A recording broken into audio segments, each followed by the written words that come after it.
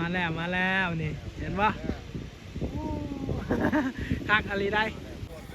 โอ้ยระวังท่านสบายดีพี่น้องทุกคนเนาะเราคุยยินดีต้อนรับพี่น้องทุกคนที่เข้าสู่สองของคุยคนมาเกาะทุกคนเดี๋ยวนี้เราคุยมียังที่จะให้พี่น้องเบิ่งทุกคนสิ่งที่แปลกๆเนาะเอา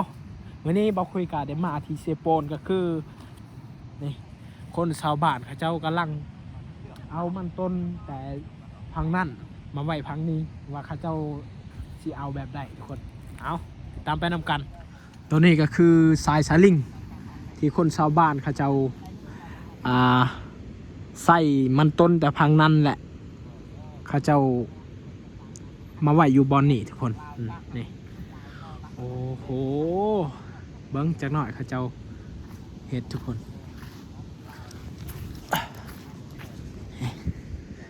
โอ้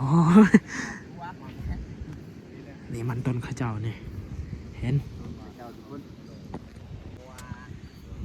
คนนั้นเป็นเจ้าของมันต้นอันนี้ก็คือกันเจ้าของมันต้นมัดนี่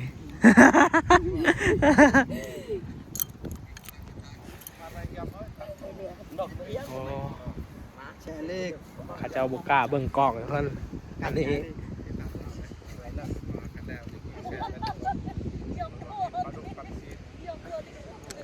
เจ้าเฮ็ด2ทีมทุกคนทีมหนึ่งอยู่พังนั่นเห็นนี่โอ้ไปแล้วตัวเนาะนี่มาแล้วเห็นป่ะอันนี้วิธีข้าเจ้าเอาทุกคนมาแล้วนี่เห็นป่ะคักอะไรได้นี่ระวังโอ้ฮอตบอลนี่แหละโอ้มันอันนี้ก็คือเวียกที่ต้องเร่งความไวทุกคนข้างนั้นก็มาอีกแล้วนี่เห็นป่ะโอ้เฮาต้องนี่โอ้ยระวังโอ้พิลึกอะไรเนาะโอ้มาแล้วทุกคนโอ้ยเนาะเขาต้องเร่งความไวคันบ่ไว้ในบ่ทันทุกคนนี่เห็นโอ้ระวังลิกโอ้มาแล้วมาอีกแล้วเร็วโอ้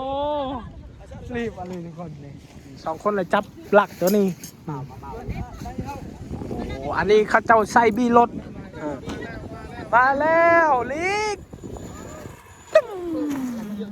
โอ้มาอีกแล้วทางนั้นทุกคนโอ้นะ อันนี้ก็คือพี่น้องเขาเจ้ามาเอาแห่งงานทุกคนส่วนน้องคนนี้แหละจะเป็นเจ้าของมันต้น อันนี้ชาเนาะ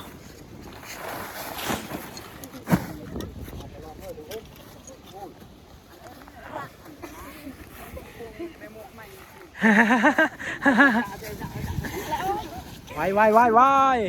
มาแล้ว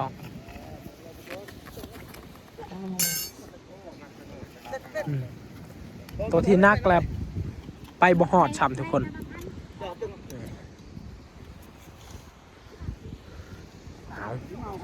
อันนี้คือวิธีชีวิตของชนเผ่ากระโดดทุกคนเพราะว่าข้าเจ้าบ่มีครัวบ่มีแผลอยู่ทางนี้เนาะก็เลยต้องได้เอาสายสลิงนี่ดึงแบบนี้อันนี้ก็คือวิธีชีวิตของข้าเจ้านี่เห็นโอ้เนาะมาแล้วนี่ตัวที่3กับ3อันนี้3เลย3เป้าเลยโอ้บ่ไหวโอ้ได้ต้องได้อยู่อีกโอ้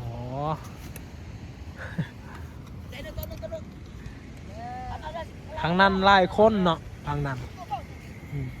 นี่ตัวนี้ไหวคันว่า2เป้านี่ละไหวปุ้มโอ้ขักอะไรได้ทุกคนวิถีชีวิตข้าเจ้าเนี่ย อันนี้คือวิถีชีวิตแบบเรียบง่ายทุกคนเห็นภูผาป่าไม้ทางนั้นโอ้งามอะไรจะเป็นน้ำตกอีกได้อันนี้คือธรรมศาสตร์อยู่ที่หมู่บ้านเขากระโดดทุกคนนี่เห็น เขาเจ้าเฮ็ด2-3 มื้อแล้วได้แต่ว่ายังบ่ทันแล้วทุกคนต้องเฮ็ดให้สำเร็จเพราะว่ามันต้นเขาเจ้าหลายทุกคนนี่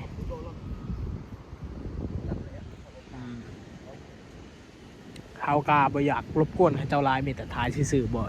สัมภาษณ์เพราะว่าเขาเจ้าก็ยังเฮ็ดเวียกเนาะนี่เห็น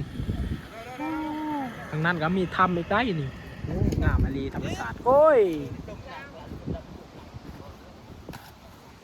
เอาต่อตักเลี้ยงปัดตัวปอเลยไปไหนไป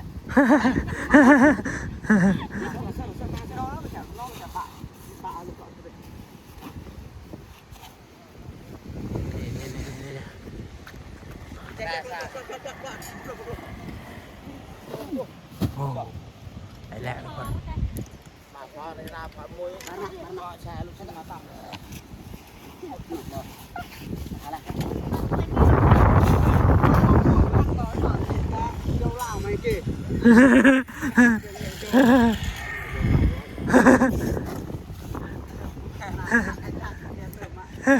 กันสุดใหญ่แชร์เลย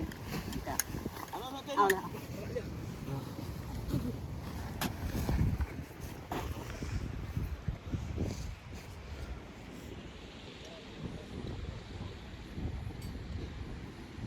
2 เป้านี่ละไวคัน3 เป้านี่ซาทุกคน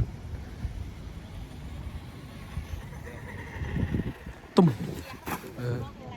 เขาบอกเคยนี่ระวังทุกคน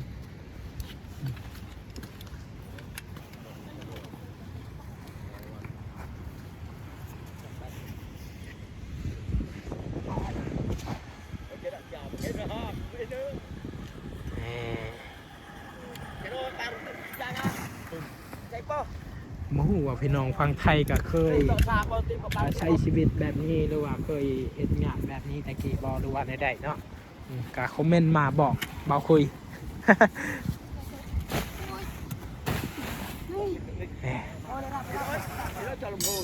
วายอะไรเนี่ย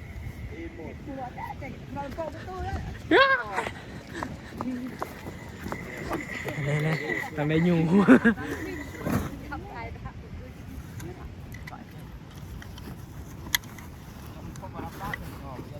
giờ hơi vẫn đỉnh đấy nha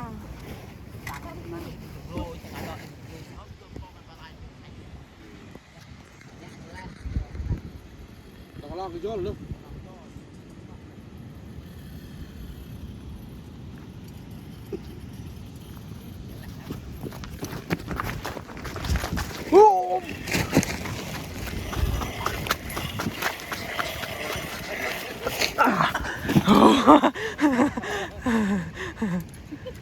คักเลยทุกคน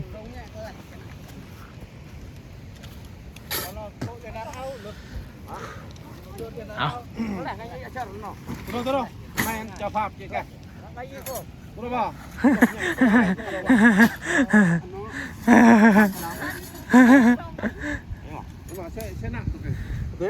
เริ่มบ่อันนี้เจ้าของมันต้นวะนี่เราว่าจะคนคนกะลายเดี๋ยวคนประมาณจะคนตะกี้โอเคเอาโอเคไปมึงกินตะกี้มันจะละมุ้ยอ๋อเก่งมากเราว่าแหละอยู่ข้างคนนั้นประมาณผู้ฮับก็10 คนพี่มาเอาลูกเราตุปัดปูน่ะว่าผู้ฮับน้อย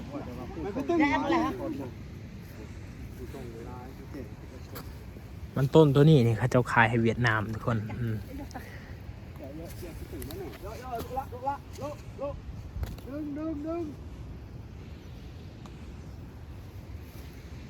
เนี่ยเบิ้ง3 สาวนี่หุ่นนี่พวกการแนมกล่องทุกคนเอาปนองตับแต่เพมปนออาการนี้ย่อชงกันปนอชงเจ้าก็ออกวิดีโอเลยจากหน่อย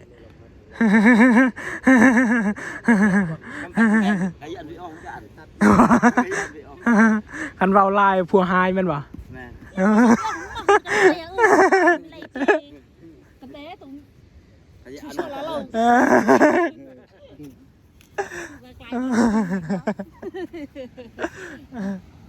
เอาโอเคทุกคนอันนี้คือวิถีชีวิตของ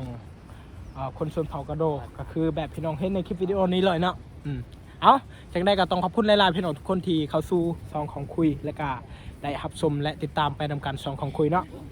คุยขอฝากพี่น้องกดไลค์กดแชร์กดติดตามบ่าวคุยหน่อยเด้อเพื่อเป็นกำลังใจบ่าวคุยเฮ็ดคลิปต่อไปทุกคนเอาคลิปนี้ก็ขอจบเพียงเท่านี้บ๊ายบายเจอกันคลิปต่อไปทุกคน